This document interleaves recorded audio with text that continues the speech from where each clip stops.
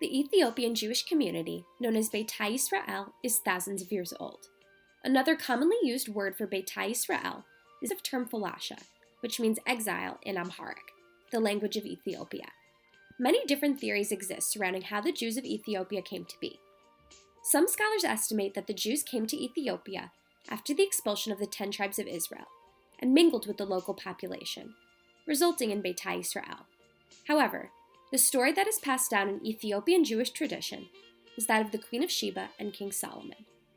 In the Bible, it is told that the Queen of Sheba heard of King Solomon's wisdom and wanted to test him. Solomon consorted with the queen. When she left to go back to Ethiopia, she was pregnant with his child. She also went back with a larger group than she came. Her son, Menelik I, became a Jewish king in Ethiopia, and for many generations, the ruling monarchy in Ethiopia was said to be Jewish. The first eyewitness accounts of Ethiopian Jews came from Joseph Halevi, a French Jew visiting the Gondar region. Yet the 1980s was the first massive effort to bring the Ethiopian Jews to the State of Israel. During the civil war in Ethiopia, the United States received accounts of the persecution of Ethiopian Jews in refugee camps. The Ethiopian Civil War began on September 12, 1974, when the Marxist-Leninist Derg staged a coup d'etat against the emperor. The Derg took power in the Ethiopian Revolution following the overthrow of Emperor Haile Selassie I in 1974, marking the end of the Solomonic dynasty. Mengistu Haile Mariam took over as the leader of Ethiopia. He was the chairman of the Derg from 1977 to 1987, and the president of the People's Democratic Republic of Ethiopia from 1987 to 1991.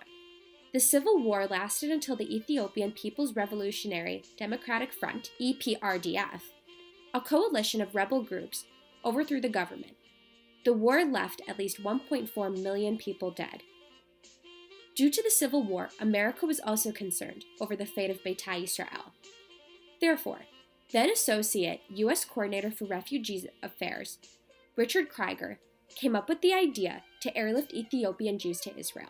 He met with the Mossad, the Israeli clandestine forces, and Sudanese representatives to facilitate the operation, which would later be called Operation Moses. The operation, named after the biblical figure Moses, was a cooperative effort between the Israeli Defense Forces, the CIA, the United States Embassy in Khartoum, mercenaries, and Sudanese security forces to bring the Ethiopian Jews to Israel.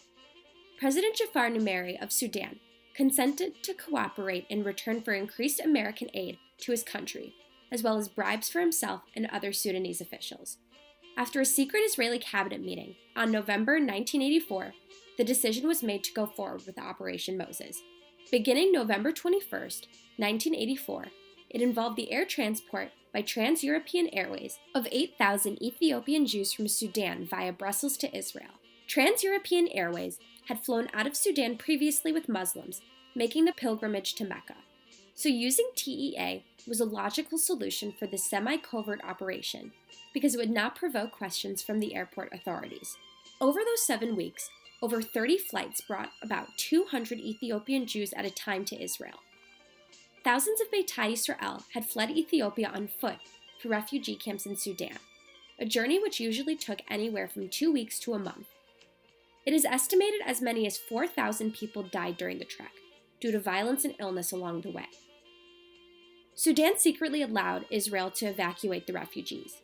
Sources in Khartoum said that Numeri thought he would withstand any criticism for the new airlift by saying that the United States told him the falashas would not be taken to Israel, and he was right. When Operation Moses was revealed, it was denounced by several Arab states, but most of the criticism was directed at Israel rather than Sudan. However, Operation Moses ended on Friday, January 5, 1985, after the Israeli Prime Minister Shimon Peres held a press conference confirming the airlift. Once the story broke in the media, Arab countries pressured Sudan to stop the airlift. Consequently, Sudan stopped the airlift moments after Peres stopped speaking, as the news began to reach Sudan's Arab allies. Although thousands made it successfully to Israel, many children died in the camps or during the flight to Israel, and it was reported that their parents brought their bodies down from the aircrafts with them. Nearly 2 decades later, in 1991, Israel conducted another operation to bring Ethiopian Jews to Israel. In 1991, the end of the Ethiopian Civil War was approaching, and the World Jewish Organizations and Israel were concerned about the well-being of Beit Yisrael. More than that, the Mengistu regime had made mass emigration difficult for Beit Yisrael, and the regime's dwindling power presented an opportunity for those wanting to immigrate to Israel. So my parents came to Israel in the two major operations. My father came in the Moses operation in 1984, and my mom came in 2 months before the starting of Operation Solomon in 1991. Actually, my grandparents that came in Israel in Solomon operation told me about the first time that they saw their big airplane that brought them to Israel, and this is the first time that they saw a big technology, because in Ethiopia we don't have this technology. When they saw that, it was very shocked. The Israeli government and Israeli defense forces were aware of Mengistu's worsening political situation and made covert plans to airlift the Jews to Israel. The decision of the Ethiopian government to allow all the Jews to leave the country at once was largely motivated by a letter from President George H.W. Bush.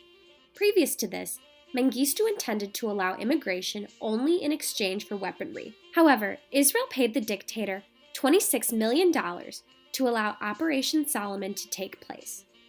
Also involved in the Israeli and Ethiopian government's attempt to facilitate the operation was a group of American diplomats led by Senator Rudy Boschwitz, Irving Hicks, a Deputy Assistant Secretary of State for African Affairs, Robert Fraser, the Director of the African Affairs at the White House National Security Council, and Robert Haudak, the Charge d'Affaires of the United States Embassy in Addis Ababa.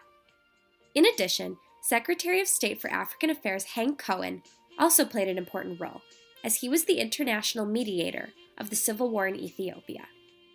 In response to the efforts of the diplomats, acting President of Ethiopia, Tesfaye Gebrekidan, made the ultimate decision to allow the airlift.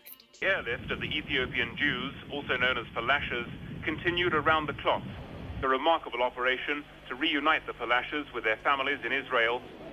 The recent rebel advance on Addis Ababa led to an acceleration of the airlift, with Israel eager to get all the remaining falashas out of Ethiopia as quickly as possible. The negotiations surrounding the operation led to the eventual London Roundtable discussions, which established a joint declaration by the Ethiopian combatants, who then agreed to organize a conference to select a transitional government. The operation set a world record for single-flight passenger load on May 24, 1991, when an El Al 747 carried 1,086 passengers. 2 babies were born on the plane, making it 1,088 passengers. At least 15,000 falashas were flown to Israel in the operation, which lasted less than 24 hours. The seats were taken out of civilian airliners so that the refugees could be crammed on board. One jumbo jet carried more than 1,000 passengers. This is the last community which is coming back home. It's a great historical moment for us. It's one of the greatest humanitarian relief operations of all time, one of the greatest, one of the swiftest, and one of the most successful. Many of the immigrants came with nothing except their clothes and cooking instruments, and were met by ambulances.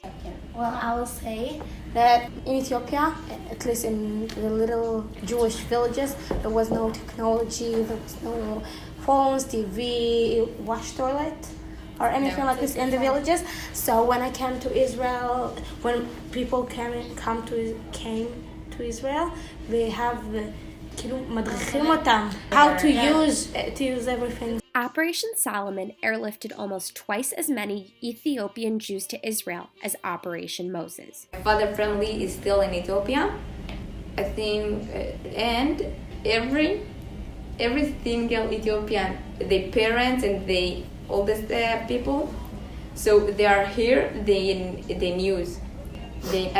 knew everything what happened in Ethiopia. Yeah. The Ethiopian-Israeli relations were not severely damaged due to the covert operations that took place. In fact, the greatest strains on Ethiopian-Israeli relations were the Cold War and neighboring Arab states. When Mengistu took power, the composition and politics of the Derg became increasingly radicalized, and he established close ties with the Soviet bloc. Since Israel was part of the Western Bloc, Ethiopia severed relations. Furthermore, in 1978, when the Israeli Minister of Foreign Affairs, Moshe Dayan, admitted that Israel had been providing security assistance to Ethiopia, Mengistu expelled Israelis stationed in Ethiopia for diplomatic purposes, so that he could preserve his relationship with Arab states such as Libya and South Yemen. As Mengistu's allies in the Soviet bloc went into a state of crisis and division, Ethiopia began to put more emphasis on relations with Israel. In 1989, formal diplomatic relations were reinstated. Mengistu believed that Israel, unlike the Soviet Union, could provide the training and material needed to transform the Ethiopian army into a counterinsurgency force. During 1990, Israeli-Ethiopian relations grew stronger. According to the New York Times, Israel supplied 150,000 rifles, cluster bombs, 10 to 20 military advisors to train Mengistu's presidential guard, and an unknown number of instructors to work with Ethiopian commando units. Despite regime changes, Ethiopia is currently drawn to Israel by a common interest in minimizing the effects of Arab nationalism or Islamic unity in the Horn of Africa, as well as a need for military and economic assistance. As a result, Operation Moses and Solomon did not leave detrimental effects on the relations between Ethiopia and Israel. Instead, other factors played a role in shaping the relationship.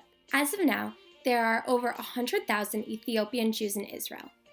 Beit Yisrael holidays such as Sig are recognized as national Israeli holidays, and over 10 members of the Israeli parliament have been Ethiopian Jews. Furthermore, Yitish Titi Anya was crowned Miss Israel in 2013, a member of Beit Yisrael. This year, Prime Minister Benjamin Netanyahu welcomed the Prime Minister of Ethiopia to Jerusalem. The two prime ministers and their spouses dined together that evening at the Prime Minister's residence. Netanyahu said Israel and Ethiopia have increased economic cooperation and looks forward to deepening the connection in agriculture, as well as in health and security. The Ethiopian Prime Minister saw his visit in Israel as a driving force for business between Israel and Ethiopia. During his trip, he also spoke to the business community in Jerusalem, speaking of Ethiopia's desire to see more investment in Ethiopia, especially in agriculture high-tech. Ethiopia is working hard on a large-scale project with Netafim, an Israeli agriculture company specializing in drip and micro-irrigation technology, and interested in developing modern technologies for coffee plantations. The Ethiopian Prime Minister said he and Netanyahu are very close friends and expressed his desire to see Africa and Israel rise to the next level in their relationship.